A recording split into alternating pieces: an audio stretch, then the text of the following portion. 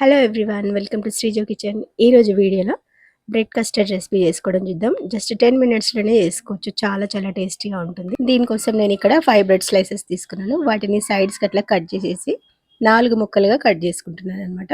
తర్వాత వీటిని ఫ్రై చేసుకోవాలి. డీప్ ఫ్రైకి బదులు షాలో ఫ్రై చేసుకుంటే సరిపోతుంది. కొంచెం నెయ్యి వేసేసి వీటిని 2 సైడ్స్ క్రిస్పీగా అయ్యేటట్టు వేయించుకోవాలి. తర్వాత కస్టర్డ్‌ని తయారు చేసుకోవాలి. దీనికోసం స్టవ్ పైన ఒక గిన్నె పెట్టేసి దాంట్లోకి 2 గ్లాసెస్ మిల్క్ పోసేసుకోవాలి. ఆల్రెడీ కాచిన పాలే కాబట్టి దాంట్లో చక్కెర ఇప్పుడే వేసేసినా అనమాట. అవి కొంచెం మరిగేలోపు ఒక గ్లాస్‌లోకి కొన్ని పాలు పోసేసుకోవాలి, చల్లటి పాలే. దీంట్లోకి 2 స్పూన్స్ కస్టర్డ్ పౌడర్ వేసి కలుపుకొని ఈ పాలు మరిగేటప్పుడు దాంట్లో పోసేయాలన్నమాట. ఈ పాలని కొంచెం చిక్కగా అయ్యే వరకు మరిగించుకోవాలి. కొంచెం థిక్‌గా క్రీమీగా ఉండాలన్నమాట. తర్వాత ఒక బౌల్‌లోకి ఫ్రై చేసుకున్న ఈ బ్రెడ్ పీసెస్ అన్నీ వేసేసుకొని దానిపై నుంచి కస్టర్డ్‌ని అంతా పోసేసేయాలి. ఇది కొంచెం చల్లగా ఉన్నప్పుడు పోయాలన్నమాట. కొంచెం వేడిగా అనిపిస్తుంది కదా! మీరు మాత్రం చల్లదే పోసేసుకుంటే ఆ బ్రెడ్ పీసెస్ అనేది మరీ మెత్తగా కాకుండా కొంచెం క్రిస్పీగా ఉంటాయి తినేటప్పుడు.